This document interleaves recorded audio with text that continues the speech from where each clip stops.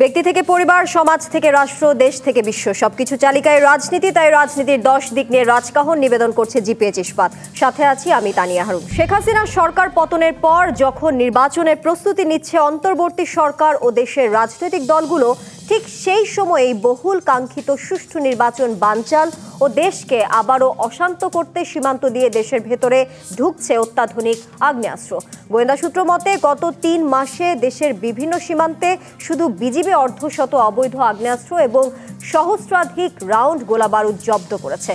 সর্বশেষ গত 26শে অক্টোবর রাজধানীর বিমানবন্দর রেলওয়ে স্টেশনে সুনির্দিষ্ট তথ্যের ভিত্তিতে অভিযান চালিয়ে বিদেশি অস্ত্র, গুলি ও বিস্ফোরক উদ্ধার করেছে সেনাবাহিনী। এমন প্রেক্ষাপটে নির্বাচনের আগে বাংলাদেশের পরিস্থিতি আরও খারাপ হবে বলে সতর্ক করেছেন তথ্য উপদেষ্টা মাহফুজ আলম। তিনি বলেছেন, সবাই সংঘাতের জন্য মুখিয়ে আছে। অল্প কয়েক মাসের মধ্যেই যা দৃষ্টিগোচর হবে। জামায়াতও আশঙ্কা করছে সামনে নির্বাচন ঘিরে অনেক পরাশক্তি ও এজেন্সি সক্রিয় হবে। এমতাবস্থায় আগামী নির্বাচনের মাধ্যমে শান্তিপূর্ণভাবে ক্ষমতা হস্তান্তরে সংকট দেখছে এনসিপি। এদিকে আবার রাজনৈতিক দলগুলোর বিভেদের কারণে ফ্যাসিবাদের প্রত্যাবর্তন ঘটলে জাতি ক্ষমা করবে না জানিয়ে বিএনপি নেতারা আহ্বান জানিয়েছেন সব দল ঐক্যবদ্ধ থেকে আওয়ামী লীগের ফিরে আসা রোধ করতে হবে। সামনের মাসগুলোতে সংঘাতের শঙ্কা, তাহলে নির্বাচনের ভবিষ্যৎ কি? রাজনৈতিক দলগুলো কি পারবে আওয়ামী লীগের ফিরে আসা ঠেকাতে? করা যাবে কি শান্তিপূর্ণভাবে ক্ষমতা হস্তান্তর? এসব নিয়ে আলোচনায় আজ রাজকাহন স্টুডিওতে আছেন বিএনপির প্রশিক্ষণ বিষয়ক সম্পাদক এবিএম মোশাররফ হোসেন, আছেন এবি পার্টির চেয়ারম্যান মুজিবুর রহমান মঞ্জু এবং আছেন জাতীয় নাগরিক পার্টির যুগ্ম আহ্বায়ক মনিরা শারমিন। আপনাদের তিনজনকেই আজকে রাজকাহনে স্বাগত জানাচ্ছি। শুরুটা করতে চাই মুজিবুর রহমান মঞ্জু, আপনাকে দিয়ে। আগামী নির্বাচন ঘিরে যেহেতু বলা হচ্ছে ফেব্রুয়ারির প্রথমার্ধে আগামী নির্বাচন অনুষ্ঠিত হবে, কিন্তু সেই নির্বাচন ঘিরে আসলে নানা মহল থেকে শঙ্কা প্রকাশ করা হচ্ছে। যেমনটা উপদেষ্টা পরিষদ থেকে শঙ্কা প্রকাশ করেছেন তথ্য উপদেষ্টা মাহফুজ আলম। তিনি বলেছেন সবাই সংঘাতের জন্য মুখিয়ে আছেন, অল্প কয়েক মাসের মধ্যেই যা দৃষ্টিগোচর হবে। আবার জামায়াত বলছে বিভিন্ন পরাশক্তি ও বেশ কিছু এজেন্সি সক্রিয় হবে। আবার সেই সাথে এনসিপি বলছে এই যে ক্ষমতা হস্তান্তর, সেখানেও তারা সংকট দেখছে। আবার বলা হচ্ছে যে এই যে রাজনৈতিক দলগুলোর মধ্যে বিভেদ, সেই বিভেদের কারণে হয়তো ফ্যাসিবাদের প্রত্যাবর্তন ঘটবে, সেই শঙ্কার কথাও বলা হচ্ছে। এই যে একের পর এক শঙ্কা, কিংবা বলা যায় যে আসলে নির্বাচনী প্রস্তুতি তো ইতিমধ্যে শুরু হয়ে গেছে, আমরা সেই বিষয়টিও জানি। এই যে শঙ্কার মধ্যে আসলে নির্বাচনের ভবিষ্যৎ কি? আর যেহেতু বলা হচ্ছে নির্বাচনী ট্রেন শুরু হয়ে গেছে, এই ট্রেন কি গন্তব্যে পৌঁছাবে কিনা, কি মনে করছেন? ধন্যবাদ তানি, আপনাকে। এখানে মনিরা আছে আর মোশাররফ ভাই আছে এবং দর্শকদেরকে শুভেচ্ছা জানাচ্ছি। নির্বাচন নিয়ে শঙ্কা তো প্রথম থেকে আমরা দেখলাম যে বিএনপি বারবার বলছে নির্বাচনের রোডম্যাপ চাই, এবং রোডম্যাপ নিয়ে যখন নানা ধরনের কানাঘুষা ছিল তখন একটা কথা ছিল যে আদৌ নির্বাচন হবে কি না, এবং এমন একটা আশঙ্কা করা হচ্ছিল যে ডক্টর ইউনূস 5 বছর থাকতে চান, আজীবন থাকতে চান। এই ধরনের নানা ইস্যু নিয়ে আমরা দেখলাম যে এখানে খুব মাঠ গরম করা হয়েছে। কিন্তু যখন ফাইনালি ফেব্রুয়ারিতে ইলেকশন দেওয়া হয়েছে, তো ফেব্রুয়ারিতে ইলেকশন তো ডিক্লেয়ার প্রায় কাছাকাছি চলেই আসছে, তাই না? কিন্তু এখন অনেকে বলছেন যে নির্বাচন সুষ্ঠু হবে কিনা বা নির্বাচন আদৌ হবে কিনা। আমি তো দেখছি যে বিএনপি তো নির্বাচন চায়, বিএনপি একটা বড় স্টেক হোল্ডার। দেন স্টেক হোল্ডার হচ্ছে, ধরেন আমরা যদি দেখি বাকি রাজনৈতিক দলগুলোর মধ্যে আছে জামাত একটা সময় নানা কথা বলেছে, এখন সামহাও জামাতের কাছে মনে হচ্ছে যে ইলেকশনে তারা খুব ভালো করবে। ফলে জামাতও আমরা দেখছি ইলেকশনের ব্যাপারে খুব ইন্টারেস্টেড, এবং জামাত কিন্তু সবচেয়ে বেশি প্রস্তুতি নিয়েছে ইলেকশনের। আপনি যদি আপনাদের রিপোর্টাররা আছে ফিল্ড লেভেলে যদি জরিপ চালিয়ে দেখবেন যে তাদের পোস্টার, তাদের প্রচারণা সবচেয়ে বেশি তারা এগিয়ে আছে, এবং তারা কিন্তু প্রার্থীও সেটেল করে ফেলেছে। দেন আদার পলিটিক্যাল পার্টিগুলো যেগুলো আছে, যেমন আমরা 108টা আসনে আমরা প্রার্থী ঘোষণা করেছি। এনসিপিও এক ধরনের তাদের ওই যে তারা একটা সফরে গেল না, মনেরা তোমরা যে গেলে, ওটা কি পদযাত্রা, ওইটা কিন্তু এক ধরনের ইলেকট্রাল শোডাউন হিসেবে তাদের প্রার্থীদেরকে পরিচয় করিয়ে দিয়েছে তারা বিভিন্ন জায়গায়। তো এই জায়গায় আমি দেখি যে ইলেকশনের ব্যাপারে শঙ্কার কথা যারা বলছে তারাই কিন্তু আবার ইলেকশনের জন্য প্রস্তুতিও ফাইনাল করেছে। আর সরকারের জায়গা থেকে আমি কোনো অনিচ্ছা দেখি না। সরকার কিন্তু এখন একেবারেই নির্বাচনের দিকে খুব নিজেকে বলা যায় যে একেবারে সেন্টার করে ফেলেছে ইলেকশনের দিকে। তাহলে এখন সংকটটা কোথায়?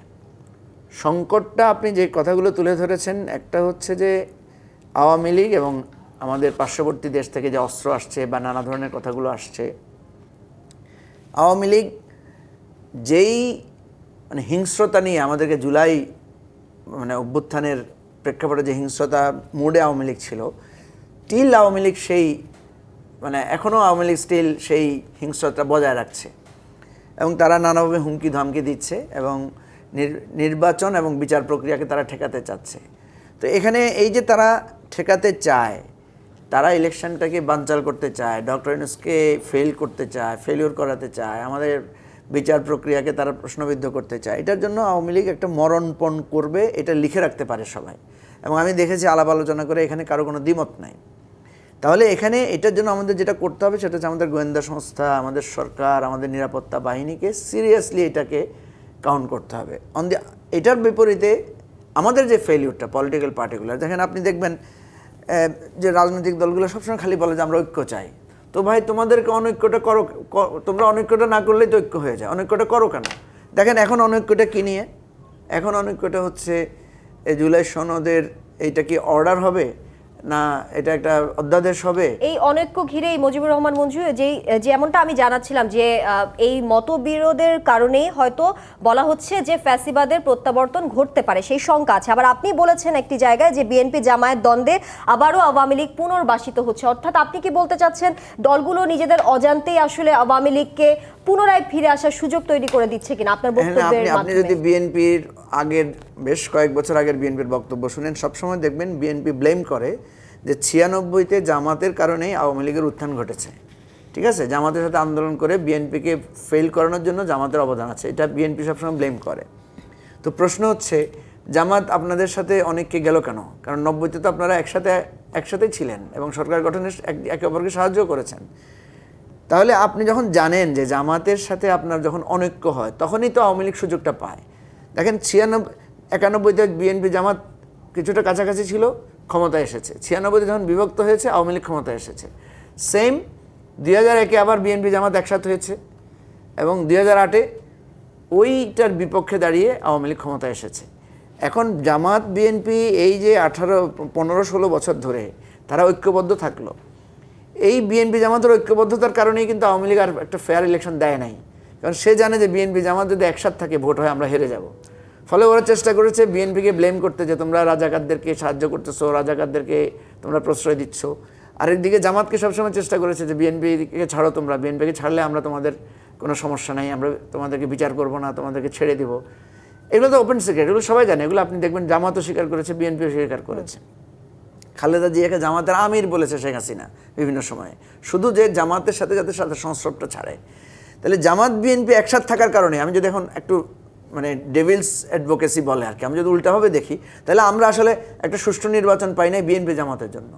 ওরা যদি আলাদা থাকতো তাহলে হাসিনা একটা সুষ্ঠু নির্বাচন দিত। ওরা ঐক্যবদ্ধ থাকাতে হাসিনা ভয় পাইছে যে এরা ঐক্যবদ্ধ থাকলে আমরা তো হেরে যাব। এখন হাসিনা চলে যাওয়ার পরে এই দুই দলের যে অনৈক্যটা আমরা দেখতে পাচ্ছি এবং একজন আরেকজনকে চ্যালেঞ্জ করতেছে। আপনি দেখছেন যে যাইয়া বিএনপির লোকরা বলতেছে জামাতের লোকরা সচিবালয় দখল করছে, জামাত বলতেছে আমরা মাত্র 3-4 সচিব, বাকি সব তো বিএনপির লোক। এবং আপনি দেখেছেন যে বিএনপির লোকেরা অফিসিয়ালি বলেছে যে ইসলামী ব্যাংকের লোকদেরকে ইয়াতে নিয়োগ দেওয়া যাবে না, এই প্রিজাইডিং অফিসারে ইলেকশনের কাজে দেওয়া যাবে না। অথচ গতবারের ইলেকশনে বিএনপি চাইছে যে ইসলামিক ব্যাংকের লোকেরা প্রিজাইডিং হোক, কারণ তখন বিএনপি জামাত একসাথে ছিল। এই প্রসঙ্গটা ঘিরে আসবো আপনার কাছে এবং সেই বিষয়টি নিয়ে এবিএম মোশাররফ হোসেন উনি কি বলছেন সেই বিষয়টিও আসবো। একটু আসতে চাই মনিরা শারমিন আপনার কাছে। তথ্য উপদেষ্টা মাহফুজ আলম আরেকটি বক্তব্য রেখেছেন তার সংঘাতের পাশাপাশি। তিনি বলেছেন নভেম্বরে ক্যাবিনেট ক্লোজড হয়ে যাবে, তারপরে সরকার পক্ষ থেকে বিবৃতি দিয়ে সেটা পরিষ্কার করা হয় যে নির্বাচিত সরকারের কাছে আসলে ক্ষমতা হস্তান্তর করা পর্যন্ত অন্তর্বর্তী সরকার কাজ করবে। এই যে বিবৃতি পরিবর্তন, এই বিষয়টিকে আসলে নির্বাচনের প্রশাসনিক প্রস্তুতিতে কোনো বিভ্রান্তি তৈরি করছে বলে আপনি মনে করেন কিনা? ধন্যবাদ। যারা দেখছেন তাদের শুভেচ্ছা, আমার বিজ্ঞ সহ আলোচক যারা আছেন তাদের শুভেচ্ছা। দেখেন আসলে এইটা মানে উনার যে বক্তব্য উপদেষ্টা মাহফুজ আলমের, এটি আসলে একান্তই উনার ব্যক্তিগত মন্তব্য এবং এই জায়গা থেকে আমার মন্তব্য করা একটু কঠিন। তবে আমি যেভাবে করে ব্যাপারগুলো দেখি সেটা হচ্ছে যেহেতু উনি উপদেষ্টা এবং উপদেষ্টা পরিষদের ভেতরকার যেই ধরনের মারপ্যাচ বা হিসেব নিকেশ কি হয় সেটা তো ওনার পক্ষে জানা বেশি সহজ। এবং এখানে দেখা গেছে যে নানান সময় কিন্তু আমরা ওনাকে দেখেছি যে স্বাভাবিকভাবেই উনি উপদেষ্টা পরিষদে গেছেন কিন্তু কোনো জাস্ট মানে ওনার রুটিন ওয়ার্ক করতে আসলে উনি গেছেন গণ অভ্যুত্থানের রিপ্রেজেন্টেশন হিসেবে। সুতরাং সেই জায়গা থেকে এই ভেতরের হিসাব নিকাশের সাথে হয়তো ওনার যখন মনে হয় যে না কিছু বাইরে বলা প্রয়োজন, এবং দেখেন আমরা কিন্তু বাইরে থেকে যেটা দেখছি সেটা হচ্ছে তত্ত্বাবধায়ক মোডে যাওয়ার ব্যাপারে বিএনপির পক্ষ থেকে কিন্তু প্রধান উপদেষ্টার সাথে যখন কথা হয়েছে তখন কিন্তু তাদের পক্ষ থেকে বারবার করে এই তত্ত্বাবধায়কের বিষয়টি আনা হচ্ছে। সুতরাং এই ইন্টারিম গভর্নমেন্টকে আসলে তাদের মোডালিটি চেঞ্জ করার জন্য বারবার করে আসলে নানানভাবে করে প্রেশার দেওয়া হচ্ছে। সেই জায়গা থেকে আমার ধারণা উনি বলেছেন, এবং উনার বক্তব্যের মধ্যে আমার কাছে মনে হয়েছে উনি যখন বলছেন যে আগে তো ছিল 3 মাস, এখন তো দেখছি 1 মাস। সুতরাং সেই জায়গা থেকে যে তাদের অন্তর্বর্তীকালীন সরকারের আসলে কার্যক্রম যতটা সম্ভব কমিয়ে আনার ব্যাপারে আসলে কোনো দলের একটা বড় ধরনের চাপ থাকতে পারে, সেই জায়গা থেকে হয়তো উনি ওনার মন্তব্য ব্যক্তিগত জায়গা থেকে মন্তব্যটি করেছেন। এবং পরবর্তীতে এই নিয়ে আসলে বেশ আলোচনা, এবং আমি যদি বলি মিডিয়াতে অনেক বেশি আলোচনা হয়। আমার মনে হয় যে সরকারের পক্ষ থেকে বিষয়টি স্পষ্ট করেছে যে না ঠিক আছে, আমরা এরকম কিছু না, ক্যাবিনেট বন্ধ হবে না। তবে দেখেন একজন উপদেষ্টা যখন একটা মন্তব্য করেন এটার ক্রেডিবিলিটি কিন্তু আমাদের ভাবায়, কারণ তিনি যেহেতু ভিতরে আছেন তিনি কিন্তু সব বিষয়গুলো জেনে বুঝে উনার একটা বক্তব্য এবং আমার একটা বক্তব্য কিন্তু ভিন্ন হবে, কারণ আমরা বাইরে থেকে দেখছি বিষয়গুলো।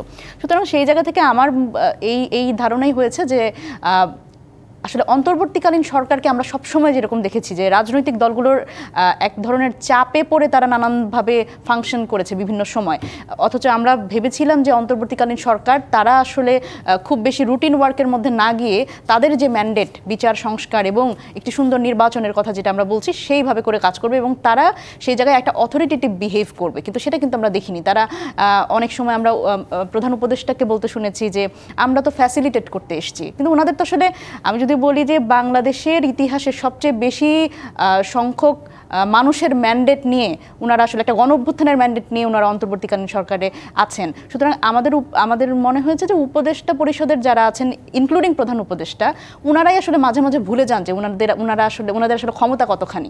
সুতরাং ওনারা চেয়ে থাকেন আসলে রাজনৈতিক দলগুলোর দিকে। অনেক ক্ষেত্রে আমি মনে করি যে রাজনৈতিক দলগুলোর মধ্যে অনৈক্য এটি কিন্তু প্রধান উপদেষ্টা বা উপদেষ্টা পরিষদ থেকেই কিন্তু এটা সলভ করা, সরকারের পক্ষ থেকে এটা সলভ করা সম্ভব ছিল। কিন্তু সেই জায়গা থেকে তাদের সেই ধরনের এক ধরনের যদি হস্তক্ষেপ থাকতো, স্ট্রং হস্তক্ষেপ থাকতো, সেটি আসলে আমাদের দেশের জন্য এই মুহূর্তে ফাংশন করা আরও বেশি সুন্দর হতো। জি, এবিএম মোশাররফ হোসেন, প্রথমত আপনার কাছে আসলে যেতে চাই। মুজিবুর রহমান মঞ্জু যেমনটা ওই প্রসঙ্গটা এনেছিলেন যে ইসলামী ব্যাংক কর্মকর্তারা ব্যাংক সহ কয়েকটি প্রতিষ্ঠানের কর্মকর্তা কর্মচারীদের জাতীয় নির্বাচনে দায়িত্ব না দিতে বিএনপির আহ্বান, সেই বিষয়টি নিয়ে উনি বলছেন। এই বিষয়টি নিয়ে আপনি কিছু বলবেন কিনা? আরেকটি বিষয় নিয়ে জানতে চাই, এই যে তথ্য উপদেষ্টা মাহফুজ আলমের যে বক্তব্য ঘিরে আসলে আলোচনা সমালোচনার সৃষ্টি হয়েছে, এই বক্তব্য পরবর্তীতে বিবৃতি দিয়ে এক ধরনের ব্যাখ্যা দেওয়া হলো। সেখানে বলা হলো নির্বাচিত সরকারের কাছে হস্তান্তর করার পরেই, দায়িত্ব হস্তান্তরের পরেই আসলে অন্তর্বর্তী সরকার তার দায়িত্ব থেকে সরে যাবেন। একটি বিষয় আসলে ক্লিয়ার একটা বিবৃতি দেওয়া হলো, কিন্তু আরেকটি বিষয় কিন্তু থেকে গেল যে সংঘাতের কথা মাহফুজ আলম বলেছেন, তথ্য উপদেষ্টা বলেছেন, সেই বিষয়টি নিয়ে সরকারের পক্ষ থেকে কিন্তু কোনো বিবৃতি দেয়া হয়নি।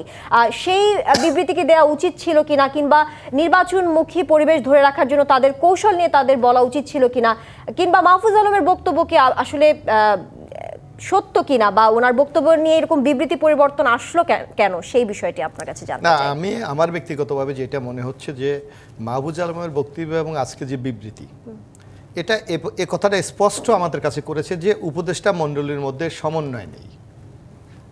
যদি সমন্বয় থাকতো তারা কিন্তু এভাবে মাহফুজ আলম এই কথা বলতে পারতো না। বরং কিছুদিন পূর্বে যদি আপনি নাহিদ ইসলামের একটি বক্তব্য শোনেন, যখন লন্ডনে মাহফুজ আলমের উপর হামলার চেষ্টা চলছিল, তখন নাহিদ ইসলাম স্পষ্ট ভাষায় বলছে যে মাহফুজ আলমদেরকে এমন জায়গায় নিয়ে যাচ্ছে যে তাদের মৃত্যুর ঝুঁকির মধ্যে তারা পড়ে যাচ্ছে।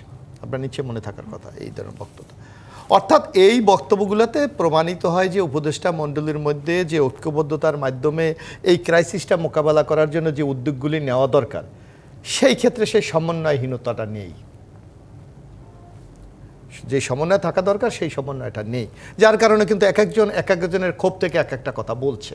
আমাদের কাছে যেটা মনে হচ্ছে এইটা উচিত ছিল একটা সম্মিলিতভাবে একটা সিদ্ধান্ত। আমরা নর্মাল ইকুয়েশনে কি বুঝি যে একটা ইন্টারিয়াম গভর্নমেন্ট চলছে, নির্বাচন হয়ে গেলে নির্বাচিত সরকারের কাছে ক্ষমতা হস্তান্তর দিয়ে তাদের কার্য সমাপ্তি হবে, এটাই তো স্বাভাবিক। কিন্তু মাহফুজ আলমের বক্তব্য প্রমাণ করে যে উপদেষ্টা মণ্ডলী যে কাঙ্ক্ষিত ভূমিকা রাখার প্রয়োজন ছিল সেটা তারা রাখতে পারছে না। এবং আপনি এই রাজনৈতিক দলগুলির মধ্যে থেকে যে বিভাজনের নানা কথা উঠছে, এর জন্য আমি তো মনে করি যে উপদেষ্টা মণ্ডলী অনেকটা দায়ী। কারণ যে আমি মঞ্জু ভাইয়ের সাথে একটু দ্বিমত করি। মঞ্জু ভাই বলছে যে আজকে যে বিএনপির পক্ষ থেকে কিছু কিছু বক্তব্য দেওয়া হচ্ছে যে প্রশাসনে একটা দলের প্রাধান্য। আমরা তো বাংলাদেশের মানুষ, আমরা কিন্তু সামগ্রিকভাবে কে কোন আদর্শে বিশ্বাস করে, কে কোন দলকে সমর্থন করে, এটা কিন্তু বের করা খুব একটি পিএইচডি করার কোনো প্রয়োজন নাই। নর্মাল কিন্তু আমরা যদি একটু চোখটা খুলে আমরা যদি খোলা মনে দেখি তাহলে কিন্তু এটা বোঝা যায়। তো সেখানে একটা দলের প্রাধান্য আছে, এটা তো অস্বীকার করার। সেটা মাহবুজ আলমও কিন্তু কিছুদিন আগে বলেছিল, আপনাদের নিচে মনে আছে, যে ডিসিদের মধ্যে 64টার মধ্যে 46টা প্রভাব কি শুধু একটা দলের না আরো দলেরও আছে? আমি বলি 46টা হলো আপনার জামাতের, ডিসির মধ্যে 36টা জামাতের, ইউনিভার্সিটিগুলি তাদের হাতে তুলে দেওয়া হয়েছে, এই ধরনের বক্তব্য। অর্থাৎ এই সরকার, আমি বলছি কে সুবিধা পেল না পেলো সেই হিসাবটা পরে, কিন্তু ইন্টেরিয়াম গভর্নমেন্টের একটা নিরপেক্ষ রোল করা উচিত। হ্যাঁ, যদি মঞ্জু ভাই যেটা বলছেন, বিএনপিও যদি কোনো ইলিগ্যাল প্রেশার করে সেটাও তো তাদের প্রোটেক্ট করার দায়িত্ব তাদের। কারণ যে কথাটি মনিরা বলেছে যে জনগণের ম্যান্ডেট নিয়ে কিন্তু তারা রাষ্ট্র পরিচালনা করছে, সুতরাং এই দৃঢ়তা, এই দক্ষতা কেন তারা দেখাতে পারছে না, কেন দেখাতে পারছে না, এইটা হলো তো বড় কথা। আর আরেকটু যে বিষয়, যে বাংলাদেশ কিন্তু একটা ছোট্ট জায়গা, খুব বড় বেশি জায়গা না। এখানে একজন কর্মকর্তা যখন কোথাও পদায়িত হয় তখন কিন্তু তার পরিচয় কি, তার আত্মীয় স্বজন কোথায়, তার পারিবারিক ব্যাকগ্রাউন্ড কি, এটা জানা কিন্তু খুব বেশি জটিল কিছু না। তো এই ক্ষেত্রে তো ইন্টেরিয়াম গভর্নমেন্ট খুব কেয়ারফুলের সাথে এই জিনিসটা হ্যান্ডেলিং করা উচিত ছিল। এই ক্ষেত্রে তারা ব্যর্থ হয়েছে। বরং অনেক ক্ষেত্রে দেখা যাচ্ছে তারা কাউকে বা কোনো শক্তিকে সহায়তা করার জন্য নানা কর্মসূচি গ্রহণ করছে। এই জায়গা থেকে যদি আপনি বেরিয়ে না যান, বরং আমি মনে করি রাজনৈতিক দলগুলির মধ্যে এখন যে বিভাজন, এই বিভাজনের বীজ রোপণ করেছে এই উপদেষ্টা মণ্ডলী। কারণ এদের দুইটা কারণ হতে পারে। একটা হলো এদের অনভিজ্ঞতা, মানে এটা তো কোনোদিন রাষ্ট্র পরিচালনা করে নাই, এনজিও গ্রাম সরকার অনেকে বলে এটাকে, যে এনজিও ব্যাকগ্রাউন্ডের লোকজন। এখানে একটা রাষ্ট্র পরিচালনা করার যে দক্ষতা, যে দৃঢ়তা এবং সিদ্ধান্ত নেওয়ার ক্ষেত্রে যে তড়িৎ কিছু সিদ্ধান্ত নেওয়া দরকার, সেই ক্ষেত্রে এরা নানা ক্ষেত্রে ব্যর্থ হচ্ছে, যার জন্য কোনো শক্তির কাছে এদেরকে কিন্তু আত্মসমর্পণ করে তাদের এই কার্যক্রমটা পরিচালনা করার দক্ষতা দেখাতে হয়। এইখানেই আমার মনে হয় মূল সংকটটা বিরাজমান। কিন্তু সরকারের পক্ষ থেকে আজকে সংঘাতের বিষয়ে আসলে কোনো বিবৃতি দেওয়া সংঘাত আমার মনে হচ্ছে কি, এটা মাহবুজ আলম যে কথাটি বলছে, এবং আমি মঞ্জু ভাইয়ের সাথে 100% একমত। রাজনৈতিক দলগুলি এখন নির্বাচনমুখী। আপনি দেখেন জামাত ইসলাম 300 সিটের নমিনেশন দিয়ে দিয়েছে, ইসলামী আন্দোলন দিয়েছে, মঞ্জু ভাইরা দিয়েছে। আমরা জনমতে কোনো সংখ্যা নাই, কারণ বাংলাদেশের মানুষ একটা জায়গায় ঐক্যমত, সেটা হলো তারা ভোট দিতে চায়। এই যে আকাঙ্ক্ষা, এই আকাঙ্ক্ষারে আগামী দিনে সকল সংঘাত বলেন, অনিশ্চয়তা বলেন, বা কোনো বিশেষ আশঙ্কা বলেন, এই জায়গা থেকে বাংলাদেশকে রক্ষা করবে জনগণের এই ভোট দেওয়ার আকাঙ্ক্ষা। আমি মনে করি এই ধরনের কোনো ভবিষ্যৎবাণী আগামী দিনের নির্বাচনে কোনো ফেলবে বলে আমার কাছে মনে হয় না। ধন্যবাদ আপনাকে। একটি বিরতি নিয়ে আবারও আলোচনায় ফিরছে। জিপিএইচ ইস্পাত নিবেদিত রাজকাহন থেকে এই পর্যায়ে নিচ্ছে একটি বিরতির সাথেই থাকুন। আমন্ত্রণ আরও একবার জিপিএইচ ইস্পাত নিবেদিত রাজকাহনে। এবারে যাচ্ছি মুজিবুর রহমান মঞ্জু আপনার কাছে। যেমনটা এবিএম মোশাররফ হোসেন বলছিলেন, জনগণ মুখিয়ে আছে ভোটের দিকে, এই প্রসঙ্গে আপনি কিছু যুক্ত করবেন কিনা? আরেকটি বিষয় আমি এবিএম মোশাররফ হোসেনের কাছ থেকে আপনার কাছে আনতে চাই। উনি বলছিলেন যে জনমনে আসলে কোনো শঙ্কা নেই। আপনি যদি দেখেন, আপনি নিশ্চয়ই জানেন, বেশ কিছুদিন আগে না, 26 অক্টোবর বিমানবন্দর স্টেশন ট্রেন থেকে বিদেশি অস্ত্র বিস্ফোরক উদ্ধার, এবং গোয়েন্দা সূত্র বলছে দেশের আইন শৃঙ্খলা পরিস্থিতির অবনতির জন্য একটি অসাধু চক্র সীমান্ত দিয়ে দেশে অবৈধ আগ্নেয়াস্ত্র ঢুকাচ্ছে। অর্থাৎ যেগুলো জব্দ হয়েছে সেগুলো নিয়ে তো শঙ্কা এখন বলা যাচ্ছে না, কিন্তু যেগুলো জব্দ হয়নি সেগুলো নিয়েও তো আমাদের আসলে জনমনে শঙ্কা বিরাজ করছে। সেগুলো নিয়ে আসলে আর কোনো পদক্ষেপ নেওয়া, কীরকম পদক্ষেপ নেওয়া যেতে পারে, কিংবা সেই বিষয়টি নিয়ে কিছু বলবেন কিনা? প্রথমত হচ্ছে যে সিরিয়াসলি গোয়েন্দা ফেলিওর আছে আমাদের, আমরা বিভিন্ন অনুষ্ঠানে দেখেছি। যেমন আমি বলতেই পারি আপনার যে এনসিপির যে গোপালগঞ্জের অনুষ্ঠানে যে এত বড় ঘটনাটা ঘটালো যারা, এখানে কিন্তু আমাদের আইনশৃঙ্খলা পরিস্থিতির বিরাট একটা ফেলিওর, নেগলিজেন্সি আমরা দেখেছি। এবং এই যে লাস্ট আমরা যে জুলাই সনদ যেদিন স্বাক্ষর হবে, সেই দিনও আমরা দেখলাম যে আপনার জুলাই যোদ্ধাদের একটা বিরাট অংশ একদম মূল প্যান্ডেলে চলে এসেছে। তাহলে সারা দেশ থেকে যে জুলাই যোদ্ধারা আসছে, এখানে এরকম একটা কেওয়াস হতে পারে, এটাও আমাদের মানে আপনার গোয়েন্দারা অ্যান্টিসিপেট করতে পারে নাই বা এটাকে প্রপারলি প্রিভেন্ট করতে পারে নাই। একইভাবে আমরা বিভিন্ন সময় দেখেছি দুইটা কলেজের মারামারি হচ্ছে, অনেক দূর থেকে ছেলেরা গিয়ে আরেকটা কলেজ ভাঙচুর করছে, ঢাকা কলেজ সিটি কলেজ মারামারি হচ্ছে। এখানে কোথাও আমাদের আগে যেটা হতো, এবং মিছিল নিয়ে কিন্তু প্রচুর মিছিল দেখা যাচ্ছে যমুনায় চলে আসছে। তো এই সমস্ত জায়গা থেকে আমরা দেখছি যে আমাদের নিরাপত্তা বাহিনী, আইনশৃঙ্খলা বাহিনী এবং গোয়েন্দা সংস্থার বিরাট ফেলিওর আছে, এবং এই যে আপনার অস্ত্র আসছে, নানা রকমের শঙ্কা, এগুলো কিন্তু প্রিভেন্ট করার মতো পজিশন আমরা এখনও স্ট্রং কোনো অবস্থান আমরা দেখতে পাই না। এবং প্রচুর আমরা দেখি ছাত্রলীগের নামে নানাজন মিছিল করে, এটা আসলে ছাত্রলীগ মুখ টুক বেঁধে কারা করছে, এগুলোর ব্যাপারেও সরকারের কোনো গোয়েন্দা নজরদারি বা কিছু আছে বলে আমাদের মনে হয় না। এখন এই পরিস্থিতিতে নির্বাচন হলে রাজনৈতিক দলগুলো যদি সংঘাত করে, আজকে আমি আর সালাউদ্দিন ভাই একটা পত্রিকার রাউন্ড টেবিল অনুষ্ঠানে ছিলাম, সেখানে কিন্তু এই প্রশ্নটা ওনাকে করা হয়েছিল যে বিএনপি জামাতের যে মুখোমুখি অবস্থা আমরা দেখছি, বিভিন্ন জায়গায় তো টুকটাক মারামারি হচ্ছে, আপনি দেখেছেন কোথাও পুলিশ বিএনপির কাউকে বা জামাতের কাউকে অ্যারেস্ট করতে? দেখেন নাই। কিন্তু মারামারি কিন্তু হয়েছে, রক্তারক্তি ঘটনা কিন্তু ঘটেছে। হ্যাঁ, পুলিশ যে অ্যারেস্ট করতে পারছে না, এই যে মোরালি তারা এই জায়গায় স্ট্রং না। আচ্ছা, দুইটা দল যখন মারামারি করেছে, দোষ তো কারো না কারো ছিল, কোথাও বিএনপির দোষ ছিল, কোথাও জামাতের দোষ ছিল, কিন্তু পুলিশ কোথাও কাউকে গ্রেফতার করার নজির নাই। তাহলে ইলেকশনের সময় কোথাও যদি জামাত ব্যালট বাক্স নিয়ে যায় বা বিএনপি ব্যালট বাক্স নিয়ে যায়, তাহলে পুলিশ কি করবে? এটা কিন্তু আমাদের হিউজ একটা কোশ্চেন। তো সো এখানে কিন্তু ইলেকশন নিয়ে একটা শঙ্কা আছে। এখানে রাজনৈতিক দলগুলোর মধ্যে এটা আমি দেখি না। ওরা মুখে খুব বলেন, পাশাপাশি বসলে আমরা দেখি খুব ভালো আমরা কথা বলি, কিন্তু বাইরে গিয়ে একজন আরেকজনকে হেয় করে কথা বলার নজির দেখছি। ইভেন আমি সরি টু সে, মনিরারা এখানে আছেন, ওরা কিন্তু নতুন প্রজন্মের হিসেবে তাদেরকেও আমরা দেখি যে তারা অনেক উত্তেজনাপূর্ণ বাইটিং কথাবার্তা বলছেন, হয়তো প্রতিবাদ করছেন, জবাব দিচ্ছেন, কিন্তু জবাবটাও হচ্ছে পাল্টা আরেকটা মানে আঘাত করামূলক। এখন আসেন যে যে কথাটা এসেছে যে মানুষ নির্বাচনের জন্য মুখিয়ে আছে।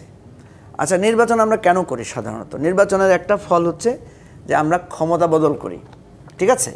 বাংলাদেশে কিন্তু ক্ষমতার বদল হয়ে গেছে। হাসিনা ক্ষমতায় ছিল, একটা স্বৈরতান্ত্রিক সরকার ক্ষমতায় ছিল, ক্ষমতা কিন্তু এখন দেখেন ক্ষমতার যে বদলটা হয়েছে, ক্ষমতা এখন বিএনপি, জামাত, এনসিপি, অলমোস্ট আমরা যে সমস্ত রাজনৈতিক দলগুলো আছে, আমরা কিন্তু কম বেশি খুব স্বাধীনভাবে এখন কাজ করতে পারছি। এই অর্থে আমরা কিন্তু হ্যাপি, ঠিক আছে? দেখেন বিএনপির এত বিশাল ড্যামেজ ছিল, লোকেরা জেলে ছিল, মামলা ছিল, সব কিন্তু সরে গেছে। তাদের মধ্যে থেকে যত বাধা বিপত্তি ছিল, তাদের যত বাড়িঘর দখল হয়েছিল, সব দখলমুক্ত হয়ে গেছে। উল্টা বিএনপির ভিতর মানুষ বলছে যে বিএনপি পাল্টা আবার দখল করছে কিনা, এই ধরনের কিছু সমালোচনা আছে, যদিও ওনারা সিরিয়াসলি সেটাকে কন্ডেম করেন। একইভাবে এনসিপি ধরেন এত নির্যাতিত ছিল, জেলে ছিল, এনসিপির নেতাকর্মী যারা ছিলেন তারাও তো এখন মন্ত্রিত্বে আছেন, উপদেষ্টায় আছেন, রাজনৈতিক দলে আছেন। আমরা যারা আমাদের আমরা তো টেলিভিশনে নিষিদ্ধ ছিলাম, এখন আমরা টেলিভিশনে টক শো করছি, কথা বলছি, রাজনৈতিক দলের যেখানে সেখানে প্রোগ্রাম করতে পারছি। অর্থাৎ ক্ষমতার বদলটা হয়ে গেছে। বদল হয় নাই কি? বদল যেটা হয় নাই সেটা হচ্ছে এই রাজনীতির কালচার, এই পুরানো বন্দোবস্ত, সেই বদলটাই হচ্ছে এবারে নির্বাচনের আকাঙ্ক্ষা হওয়া উচিত। মোশাররফ ভাই যেটা বলছেন মানুষ মুখিয়ে আছে, এটা নট দ্যাট ওনারা যদি বলেন যে বিএনপিকে ভোট দেওয়ার জন্য মুখিয়ে, তাহলে ভাই বিএনপি তো ক্ষমতায় চলে আসছে, আর মুখিয়ে বিএনপিকে মানুষ মনে করছে যে তারা পাওয়ারফুল দল। সুতরাং এই প্রসঙ্গটি আসবো মুজিবুর রহমান মঞ্জু। একটু মনিরা সাহেব আপনার কাছে যেতে চাই। আপনাদের দলের পক্ষ থেকে বেশ কয়েকটি বক্তব্য এসেছে। প্রথমত এসেছে পোষা বিরোধী দল আপনারা হতে চান না, আরেকটি দিকে আপনারা বলেছেন শুধুমাত্র কয়েকটি আসনের জন্য আপনারা জোট করতে আগ্রহী নন। আবার আপনারাই বলছেন বিএনপি জামায়াতের জন্য আপনারা দরজা খোলা রেখেছেন। তাহলে দুইটি বক্তব্যের সাথে সাংঘর্ষিক হচ্ছে কিনা এটা আমার আসলে বোধগম্য নয়। আমি জানতে চাচ্ছি এই দরজা খোলার মানে কি? দরজা দিয়ে খোলা রেখে আপনারা পর্দা দিয়ে রেখেছেন, এরকম কি? আচ্ছা, দেখেন, এই পোষা বিরোধী দল এই প্রসঙ্গটি যখন আসে তখন আমার মানে খুব ক্লোজলি মনে হয় কয়েকটা বিষয়। সেটা হচ্ছে, দেখেন, এই যে বড় দলগুলি তারা আসলে বছরের পর বছর নিজেদের গণতান্ত্রিক প্রমাণ করবার জন্য কিছু দল কিন্তু তারা পোষে। সেটা হচ্ছে, দেখবেন কিছু দল যেখানে একজন ব্যক্তিকে লোকে চেনে, তাদের মার্কাও ম্যাটার করে না, তারা বড় দলের যখন নির্বাচন চলে আসে তখন বড় দলের মার্কা নিয়ে তারা নির্বাচন করতে চান। যেরকম আমরা দেখেছি যে আরপিও সংশোধনের পরে যেটা দেখেছি যে কিছু দল এবং বড় দল হিসেবে বিএনপি এটার ব্যাপারে একটা চিঠি পাঠিয়েছে যে এটি সংশোধন যাতে করা হয়, যে না মানে আসলে প্রত্যেককেই নিজেদের মার্কায় নির্বাচন করতে পারবে, এটি যাতে না হয়। তো দেখেন কিছু দল আসলে খোলাই হয় হচ্ছে এই কারণে যে তারা আসলে ওই সমঝোতায় যাবে এবং পোষা দল হবে আর কি, জোটে যাবে এবং নির্বাচন করবে, বড় দলের মার্কা নিয়ে নির্বাচন করবে। সুতরাং তাদের কোনো স্বাতন্ত্র কিছু নাই, তাদের নিজেদের রাজনীতি নাই। আপনি দেখবেন যে এখানে আমি বলি এটা হচ্ছে এলিট পলিটিক্স তাদের, মানে যেই দলগুলো আসলে এরকম তারা খুবই এলিট পলিটিক্স করে, তারা খুব সুন্দর করে কথা বলতে পারে, তাদের চেহারা ছবি ভালো এবং বিদেশ থেকে পড়াশোনা করে আসে, ডিগ্রি নিয়ে আসে। তো সুতরাং তারা বললে সুন্দর শোনা যায় এবং দেখা যায় যে শুধুমাত্র ব্যক্তিকেন্দ্রিক দল এবং তারা নির্বাচনে যান বড় দলের, আমি যদি বলি যে বড় দলের আশীর্বাদে। সুতরাং সেই জায়গা থেকে এই কথাটি এসছে যে জোট মানেই কিন্তু নিজেদের বিলীন করে দেওয়া না।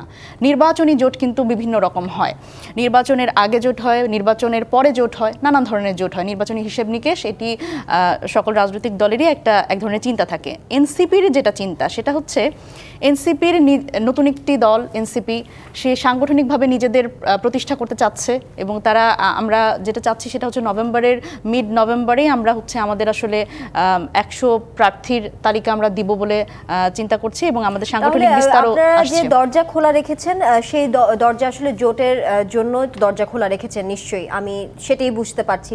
এই জোট দরজা খোলার আসলে মানে কি, মানে বিএনপি এসে আপনাদের সাথে জোট করবে এরকম কি কিছু? যে কেউই আসতে পারে, যে কেউই আসতে পারে। এবং আমরা তো যেটা বলছিলাম যে এই যে দ্বিদলীয় যে রাজনীতি বাংলাদেশে, বিএনপি জামাতের বাইরেও কিন্তু অনেকগুলো রাজনৈতিক দল আছে যাদের কিন্তু আমি যদি বলি একেবারে এই যে পোষ্য কোটায় যে রাজনৈতিক দলগুলো তাদের থেকে কিন্তু এরা আবার শক্তিশালী। সেটা হচ্ছে আপনি যদি ধরেন যে আপনি এবি পার্টির কথা ধরেন, আপনি গণ অধিকার পরিষদের কথা বলেন, আপনি এনসিপির কথা বলেন, আপনি রিসেন্টলি জরিপগুলো যদি খেয়াল করেন এই জরিপগুলোতে কিন্তু দেখবেন যে জনভিত্তি কিন্তু এদের আছে। আপনি হয়তো খুব কম সংখ্যক, আপনি যদি বলেন এনসিপির রিসেন্টলি যেটা দেখলাম 15 to 20% মানে বেড়েছে এবং এর আগে আমরা দেখেছি 12 to 15%। সুতরাং এবং আপনি অন্যান্য যেই রাজনৈতিক দলগুলোর কথা আমি বললাম তাদের কিন্তু প্রত্যেকেরই মাঠ পর্যায়ে এক ধরনের বেসমেন্ট আছে, মানুষের সাথে সংযোগ আছে। সুতরাং এই মানুষগুলো কিন্তু আসলে ওই পোষ্য বিরোধী দল হতে চাইবে না, তাদের কিন্তু নিজেদের একটা রিকগনিশন আছে। সুতরাং সেই জায়গা থেকে তাদের নিজেদের রাজনীতি আছে, নিজেদের রাজনৈতিক বয়ান আছে। সুতরাং সেই জায়গা থেকে আমরা যে বারবার করে বলি যে এনসিপি একটা বিষয় সবসময় খোলা রাখতে চায়, একটা অপশন হিসেবে খোলা রাখতে চায়, সেটা হচ্ছে এই দ্বিদলীয় রাজনীতির বাইরে একটা তৃতীয় শক্তির উদ্ভব যাতে হয়। এবং এই ক্ষেত্রে এনসিপির দরজা সবসময় খোলা, অন্যান্য সকল রাজনৈতিক দলের সাথে তারা আলোচনায় বসছে এবং আরো গুরুত্বপূর্ণভাবে হচ্ছে বড় দল হিসেবে বিএনপি এবং জামাত তাদের সাথেও কিন্তু তারা এক ধরনের আলোচনায় আছে। সেটি কিন্তু এক ধরনের রুটিন আলোচনা রাজনৈতিক দলগুলোর মধ্যে। জি, এবি মোশাররফ হোসেন, এনসিপির নেতা আক্তার হোসেন বলেছেন বাংলাদেশে আসলে রাজনীতি হয় নাই, বাংলাদেশে গুন্ডামি, এক ধরনের মাস্তানি গুন্ডামি ছিল রাজনীতি। শেখ হাসিনা পতনের 14 মাস পর সেই রাজনীতির কি কোনো পরিবর্তন দেখতে পাচ্ছেন কিনা? পরিবর্তন কি এনসিপি করছে? আপনি যদি এনসিপির এখানে আছে মনিরা তারা করছে, যেমন আপনি একটা জিনিস আমরা লক্ষ্য করি, নির্বাচন কমিশনের সংরক্ষিত কিছু মার্কা আছে। আপনি জানেন, আমি জানি, মঞ্জু ভাই জানে, সবাই জানে যে এই নির্বাচন কমিশনে এই মার্কাগুলোর মাধ্যমেই আমাকে চুজ করতে হবে। তবে হয়, আমি শাপলা চাই কেন? এটা কি গুন্ডামি না? এটা কি গণতন্ত্রের প্রতি শ্রদ্ধাবোধ অথবা নিয়মতান্ত্রিক যে রাজনীতি সেই রাজনীতির কোনো অংশ এটা? এই বিষয়ে আমি একটু বলবো। আপনি তো জানেন, আপনি সজ্ঞানে জানেন যে নির্বাচন কমিশনে শাপলা নামক কোনো নিবন্ধিত মার্কা নাই, সংরক্ষিত মার্কা নাই। তাহলে হয় আপনি চাচ্ছেন, তাহলে আক্তার হোসেনরা যে কথাগুলি বলে আয়নায় কি নিজের চেহারাটা দেখে যে আমি যেই কথা ব্লেমটা অন্য দলকে দেই আমি কতটুকু তার চর্চা করি? সেটা কি হয়? হয় না তো। এই দেখেন আজকে আপনি গণতন্ত্রের সৌন্দর্যটা কোথাও আপনি দেখেন, নিয়ম কি বাংলাদেশে যে আপনার যে এই দলগুলির সাথে ঐক্যমতের আলোচনা হচ্ছে, অনলি অ্যাকসেপ্ট এনসিপি ছাড়া সবাই কিন্তু নিবন্ধনকৃত রাজনৈতিক দল, কিন্তু সবাই কিন্তু উদার মনে কিন্তু তাদের এই একটা ল্যাপস থাকা সত্ত্বেও কিন্তু তাদেরকে মেনে নিয়েছে। এটাকে কি গণতন্ত্রের সৌন্দর্য বলবেন না? এটাকে টলারেন্স বলবেন না? আপনার সহনশীলতা বলবেন না? সুতরাং আপনি যখন যে কথাটি বলবেন নিজের অবস্থানটা বিশ্লেষণ করে কিন্তু এই কথাটা আপনার বলা উচিত। এক, দ্বিতীয়ত এখানে অনেকগুলি কথা বলা হয়েছে যে বড় মানে দুই দল বা তিন দল বাংলাদেশে। এখন আপনি একদিকে বলবেন আমি জনগণের ক্ষমতায় বিশ্বাসী, জনগণ যে ম্যান্ডেটটা দেবে আমি সেইটা মেনে নেব। তাহলে জনগণ যদি কোনো দলকে চয়েস করে আপনি সেটা কি শ্রদ্ধাবোধ আপনার থাকবে না? তো সেখানে যদি আপনি প্রস্তুত, আজকে আমেরিকার মতো দেশ যেখানে অর্থনৈতিকভাবে, সামাজিকভাবে, শিক্ষা দীক্ষা অতি উন্নত একটি দেশ, সেখানে তো দুটা দলের বেশি নাই। আপনি কি সেটা কি বলবেন? সেটাও কি একটা স্বৈরতন্ত্র অথবা চাপিয়ে দেওয়া বলবেন? অর্থাৎ আপনাকে একটা গণতান্ত্রিক মূল্যবোধে আসতে হবে, আপনাকে একটি গণতান্ত্রিক চর্চায় আসতে হবে। আপনি একদিকে বলবেন জনগণই সকল ক্ষমতার উৎস, আবার বললেন জনগণ একটা দ্বিদলীয় বৃত্তের মধ্যে তারা আবর্তিত হচ্ছে। নো, আপনাকে সেই ধরনের কর্মসূচি, সেই ধরনের ম্যানিফেস্টো জনগণের কাছে গিয়ে আপনাকে সেই গ্রহণযোগ্যতা অর্জন করতে হবে। তাহলে জনগণ এই দ্বিদলীয় বৃত্ত ভেঙে জনগণ তো বেরিয়ে আসতে পারবে। জি, এই প্রসঙ্গটা আবার আসবো আপনার কাছে, এবং সেই সাথে এনসিপি শাপলা প্রতীক ঘিরেও কিছু বিতর্ক আছে, সেই বিষয়টি নিয়ে আসবো। একটি বিরতি নিয়ে ফিরছি। জিপিএইচ ইস্পাত নিবেদিত রাজকাহন থেকে এই পর্যায়ে নিচ্ছি একটি বিরতির সাথেই থাকুন। আমন্ত্রণ আরও একবার জিপিএইচ ইস্পাত নিবেদিত রাজকাহনে। মুজিবুর রহমান মঞ্জু, উপদেষ্টাদের নিয়ে পক্ষপাতিত্বের অভিযোগ আছে বিএনপি জামায়াতেরও। যতদূর জানা যায় প্রধান 3 দলের মতামতের উপর ভিত্তি করেই সবচেয়ে যোগ্যতম এবং বিশ্বস্ত ব্যক্তিদের উপদেষ্টা পরিষদে নিয়োগ দেওয়া হয়েছে, কিন্তু এখন তাদের বিরুদ্ধেই যখন এত অভিযোগ আনা হচ্ছে, এই অভিযোগগুলো তুলে আসলে রাজনৈতিক দলগুলো কি বোঝাতে চাচ্ছে? দেখেন, অভিযোগ এবং এর পেছনে যে জিনিসটা আমরা দেখছি সেটা হচ্ছে যে এই উপদেষ্টা পরিষদ গঠনের মৌলিক সিদ্ধান্তটা নিয়েছিল ছাত্ররা, এবং সেই ছাত্রদের মধ্যে থেকে প্রতিনিধি আকারে 3 জন সেখানে অংশগ্রহণ করেছে, নাহিদ ইসলাম, আসিফ মাহমুদ অ্যান্ড দেন মাহফুজ আলম। তো সেখানে কিন্তু নাহিদ ইসলামের চলে আসার পর ছাত্রদের প্রতিনিধিত্ব কিন্তু সেখানে দুর্বল হয়ে গেছে। মাহফুজ আলম প্রথমে ছিলেন প্রধান উপদেষ্টার সাথে বিশেষ সহকারী আকারে, সেখান থেকে তাকে যখন আপনার মন্ত্রণালয়ে পাঠানো হলো, ওনাকে কিন্তু জাস্ট একটা তথ্য উপদেষ্টা করা হয়েছে। তখন থেকে আমরা দেখছি যে ভেতরে সেখানে ছাত্রদের প্রতিনিধিত্ব এবং প্রভাবটা কমে গেছে। তো এই যে এখন একটা জটিলতা দেখা যাচ্ছে, এই সরকারটা কার সরকার? সবাই আমরা সাধারণত বলি যে এটা তো ছাত্রদের সরকার, ছাত্ররাই নিয়োগ দিয়েছে, বা অনেকে বলার চেষ্টা করেন যে এটা এনসিপিরই সরকার। কারণ এখন দেখেন, এই সরকার যখন গঠিত হয় তখন কিন্তু এনসিপির জন্ম হয় নাই, সুতরাং এটাকে আমরা এনসিপির সরকার বলতে পারি না ওই অর্থে। আবার এনসিপির যারা নেতৃত্বে আছেন তাদের কিন্তু আপনি দেখবেন প্রফেসর ইউনূসকে যখন রিসিভ করতে গিয়েছিলেন তখন তো মাহফুজ আলম বা এনসিপির নেতৃবৃন্দই সেখানে বেসিক্যালি ছিলেন।